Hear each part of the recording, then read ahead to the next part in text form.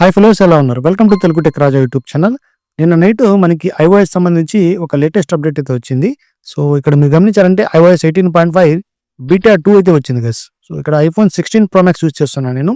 1.02 GB ఇక్కడ data అయితే వచ్చేసింది. మరి ఈ అప్డేట్ లో మనకు మేజర్ గా ఎటువంటి ఫీచర్స్ యాడ్ చేస్తారు, లేదంటే బగ్ ఫిక్సెస్ ఏం చేస్తారు అనేది డీటెయిల్ గా మాట్లాడుకుందాం. So let's get into the video. ముందుగా మనం సెట్టింగ్స్ లో వెళ్ళి ఇక్కడ అబౌట్ సెక్షన్ లో గమనించామంటే మొత్తం ఇన్ఫర్మేషన్ చూసుకోవచ్చు. సో iOS వర్షన్ ఇక్కడ గమనించామంటే బిల్డ్ నెంబర్ చూసుకోండి. So iOS 18.5 latest build number ఇక్కడ ఇచ్చారు 22F5053F. సో F తో ఎండ్ అయింది కాబట్టి మనకి నెంబర్ ఆఫ్ అప్డేట్స్ అనేవి వస్తూ ఉంటాయి. వీక్లీ ఒక అప్డేట్ అనేది రిలీజ్ చేస్తూ ఉంటారు. బీటా వర్షన్ ఎవరైతే పెట్టుకుని ఉంటారో వాళ్ళకి మాత్రమే. మరి స్టేబుల్ వర్షన్ ఎవరైతే యూజ్ చేస్తుంటారో వాళ్ళకి మాక్సిమం రాకపోవచ్చు. ఇక్కడ బ్యాక్ వచ్చేసి సాఫ్ట్వేర్ అప్డేట్ క్లిక్ చేస్తామంటే ఇక్కడ చూసుకోవచ్చు నేను ఎటువంటి అప్డేట్స్ ఇక్కడ ప్రెజెంట్ ఇన్స్టాల్ చేస్తున్నాను అని చెప్పి. iOS సంబంధించి బీటా డెవలపర్ అయితే యూజ్ చేస్తున్నా. సో పబ్లిక్ బీటా అనేది డెవలపర్ కంటే కొద్దిగా స్టేబుల్ ఉంటుంది. సో పబ్లిక్ బీటా కూడా ఆఫ్ చేసామంటే ఇక్కడ మనకి స్టేబుల్ వర్షన్ అయితే అప్డేట్ వస్తూ ఉంటాయి. రీసెంట్ గా మనకి 18.4 అయితే స్టేబుల్ వర్షన్ వచ్చింది కదా. మరి దాంట్లో కూడా కొన్ని బగ్స్ ఉన్నాయని చెప్తున్నారు. మరి next week maybe next Monday కానీ ఆ టైంలో మీకు 18.4.1 వచ్చే అవకాశం అయితే ఉంటుంది. అది కూడా స్టేబుల్ వర్షన్. సో తప్పకుండా దాన్ని ఇన్స్టాల్ చేసుకుని వచ్చిన తర్వాత ఏమేమి ఫీచర్స్ ఉన్నాయో అవి కూడా చెప్తాము.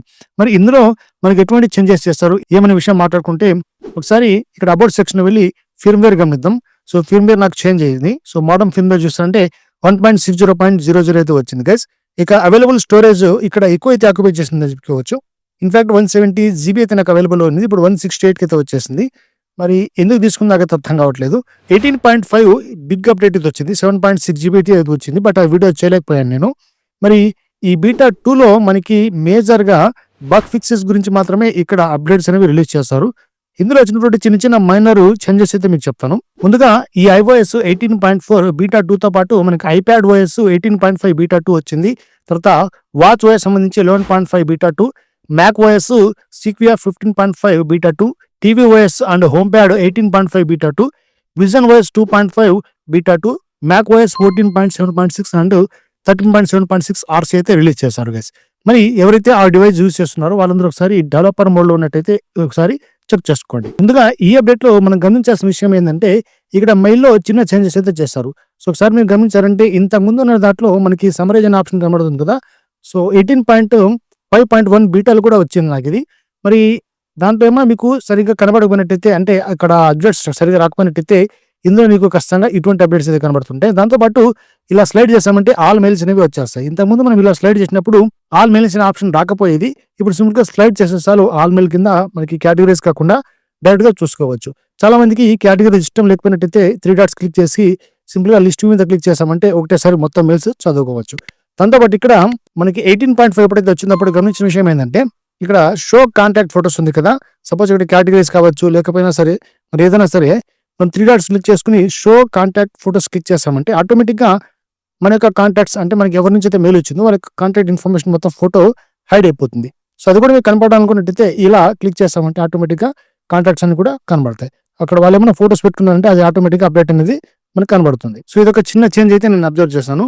దాంతోపాటు మనకు ఫోటో సంబంధించి ఇంకొక మేజర్ అప్డేట్ అయితే వచ్చింది. బట్ ఇది అప్గ్రేడ్ అని చెప్పడం బట్టి డౌన్ గ్రేడ్ అని చెప్పుకోవచ్చు. చూడండి ఫోటోస్ లో వెళ్ళిన తర్వాత కింద స్క్రోల్ చేసామంటే ఇక్కడ డిలీటెడ్ ఆప్షన్ ఉంది కదా. సో రీసెంట్లీ డిలీట్ లో వెళ్ళామంటే ఇందులో మీరు గమనించినట్టయితే కింద మనకి ఏదైనా డిలీట్ చేసిన తర్వాత కంప్లీట్ గా డిలీట్ ఆల్ తర్వాత రికవర్ అనేటువంటి ఆప్షన్ ఇక్కడ ఎనేబుల్ చేసి ఉండేది. ఇప్పుడు ఆప్షన్ కంప్లీట్ గా తీసేశారు. మరి అది ఎందుకు తీసారో ఏమో తెలియదు.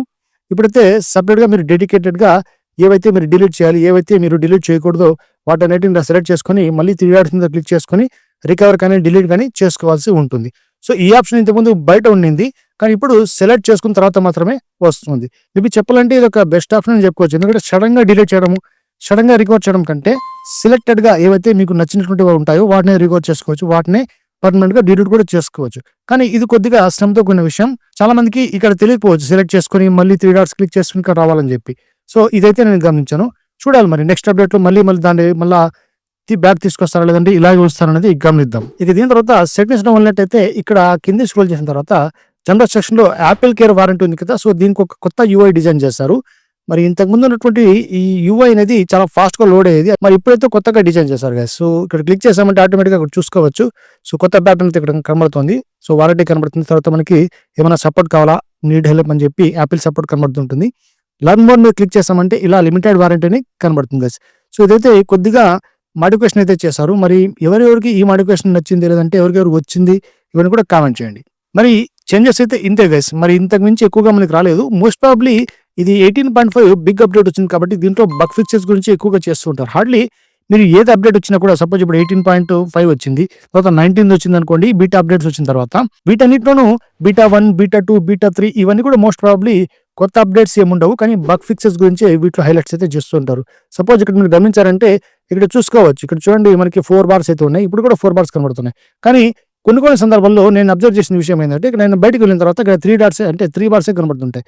లైవ్ నెట్వర్క్ లో మనకి ఎగ్జాక్ట్ గా ఇక్కడైతే మనకి బార్స్ కనబడట్లేదు. ఇక్కడ వైఫై స్ట్రాంగ్ ఉంది కాబట్టి 4 బార్స్ కనబడుతున్నాయి. సపోజ్ నేను ఇంటి బయటకు వెళ్ళానంటే ఇక్కడ 3 బార్స్ 2 బార్స్ మాత్రమే వస్తూ ఉంటాయి. కానీ అవి ఇక్కడ మనకి అప్డేట్ అవ్వట్లేదు, ఎగ్జాక్ట్ గా 4 కనబడుతున్నాయి. సో నేను మొబైల్ నెట్వర్క్ కావచ్చు, లేదంటే వైఫై కావచ్చు, మనకి లైవ్ గా ఎగ్జాక్ట్ బార్స్ అనేవి ఇంతకు ముందు చూపించినట్టు ఇప్పుడు చూపించట్లేదు. సో అది కూడా ఒక బగ్. మరి చూడాలి నెక్స్ట్ అప్డేట్ లో దీన్ని ఫిక్స్ చేస్తారో లేదో. ఇక తర్వాత అబ్జర్వ్ చేసిన విషయం ఏంటంటే బ్యాటరీకి సంబంధించి. సో సెట్టింగ్స్ లో వెళ్ళి ఇక్కడ మనం బ్యాటరీలో వెళ్ళామనుకోండి, చూడండి బ్యాటరీ హెల్త్ నార్మల్ గానే ఉంది. బట్ విషయం ఏంటంటే ఎప్పుడైతే నేను ఇన్స్టాల్ చేసుకున్నానో అప్పుడు హీట్ చాలా ఎక్కువగా ప్రొడ్యూస్ అయిపోయింది. సో మొబైల్లో 1 GB ఇన్స్టాల్ అయిన తర్వాత కూడా ఇది ఎందుకో మరి చాలా హీట్ అయితే జనరేట్ చేస్తుంది గైస్. మరి ఇది కూడా ఒక చిన్న బగ్ అని చెప్పుకోవచ్చు. నెక్స్ట్ అప్డేట్ లో వీళ్ళైతే ఫిక్స్ చేస్తారని నేనైతే అనుకుంటున్నా. మరి ఛార్జింగ్ అయితే నేను మాక్సిమం 100% పెడుతుంటాను. ఆ తర్వాత ఆప్టిమైజ్డ్ బ్యాటరీ ఛార్జింగ్ అయితే నేను ఇక్కడ ఎనేబుల్ చేస్తాను. మరి మీరు అలా వద్దు అనుకున్నట్టయితే సింపుల్ గా దీన్ని ఆఫ్ చేసుకొని డైరెక్ట్ గా బ్యాటరీ పర్సెంటేజ్ అనేది 85 కానీ లేదంటే 80 కానీ పెట్టుకోండి. నేనైతే ఈ హ్యూజ్ బ్యాటరీ కాబట్టి నాకు ఎక్కువ సమయం నా ప్రైమరీ మొబైల్ ఇదే కాబట్టి నేనైతే ఎక్కువసేపు దీన్ని యూస్ చేస్తుంటా. అందుకే 100% అయితే దీన్ని పెట్టుకున్నాను. ఇక దీని తర్వాత మనం బెంచ్ మార్క్స్ అయితే గమనిద్దాం. ఇక్కడ నేను బెంచ్ మార్క్స్ ఆల్రెడీ Geekbench 6 ద్వారా రన్ చేశాను. సో CPU బెంచ్ మార్క్స్ గమనిద్దాం. CPU బెంచ్ మార్క్స్ గమనించినట్టయితే సో హిస్టరీ చూసుకోండి. ఈ రోజు మార్నింగ్ దీన్ని అప్డేట్ చేశాను. ఇక్కడ CPU సంబంధించి సింగిల్ కోర్ పర్ఫార్మెన్స్ అనేది మనకి 3344 వచ్చింది.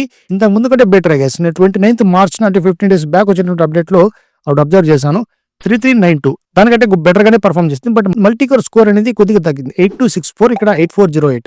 సో ఇక్కడ కింద గమనించమంటే దానికంటే కొంచెం తక్కువ పర్ఫార్మ్ చేస్తుంది. చెప్తున్నా కదా, ఎప్పుడైనా సరే మనకి మేజర్ అప్డేట్ వచ్చినప్పుడు అక్కడ బీటా 1 కానీ బీటా 2 కానీ వీటి యొక్క పర్ఫార్మెన్సెస్ ను అంటే బగ్ ఫిక్సెస్ చేయడానికి మోస్ట్ ప్రాబబ్లీ వీళ్ళంతా ట్రై చేస్తూ ఉంటారు. సో చూడాలి మరి. అలాగే ఇక్కడ జీబీకి సంబంధించి కూడా బెంచ్ మార్క్స్ ఒకసారి గమనించినట్టయితే చూడండి 15th April ఈ రోజు రన్ చేశాను 30,128, ఇక్కడ 33,106. సో వీటన్నిటితో పోల్చుకుంటే 2-3 అప్డేట్స్ కొంచెం తక్కువ అని చెప్పుకోవచ్చు. మరి చూద్దాం మేజర్ అప్డేట్స్ వచ్చిన తర్వాత కానీ లేదంటే బీటా 3 బీటా 4 కానీ ఇవన్నీ ఖచ్చితంగా ఫిక్స్ చేస్తారని అనుకుంటున్నా. ఇక్కడ పర్ఫార్మెన్సెస్ ఇవన్నీ కూడా మనం ఎగ్జాక్ట్ గా అంటే చూడగానే అర్థం కావు. మనం ఏమైనా యూజ్ గేమ్ కానీ లేదంటే ఏమైనా ఎక్కువసేపు ఫోటో కానీ వీడియో కానీ మనం క్యాప్చర్ చేస్తుంటాం కదా, అప్పుడు దీని యొక్క పర్ఫార్మెన్స్ అనేది హీటింగ్ విషయం అనేది బయటపడుతూ ఉంటుంది గైస్. సో మీరు గేమ్ లవర్స్ కావచ్చు, లేదంటే మీరు ఫోటో లవర్స్ ఉన్నట్టయితే మీకు ఈజీగా ఇది అవపడుతుంది. ఇక దీని తర్వాత మరి ఈ అప్డేట్లు అయితే మనం పెద్దగా గమనించాల్సిన విషయం ఏం లేదు. మాక్సిమం బగ్ ఫిక్స్ సంబంధించి ఇక్కడ మనకి అప్డేట్స్ అనేవి వచ్చాయి. ఇక నెక్స్ట్ అప్డేట్ గురించి మాట్లాడుకుంటే మనకి మండే మోస్ట్ ప్రాబ్లీ రిలీజ్ అయింది, మండే నైట్ 14th. ఇక 21, 28 తర్వాత 5th ఇలా మనకి అప్డేట్స్ వస్తూ ఉంటాయి. సో 18.4.1 అనేది మోస్ట్ ప్రాబ్లీ ఈ 21 లోపలే మీకు వచ్చే అవకాశం అయితే ఉంటుంది. సో దాన్ని ఇన్స్టాల్ చేసుకోండి, ఎందుకంటే 18.4 ఇన్స్టాల్ చేసిన తర్వాత దాంట్లో చాలా బగ్స్ ఉంటాయి కదా, అవన్నీ కూడా మాక్సిమం రెక్టిఫై చేసుకుంటారు.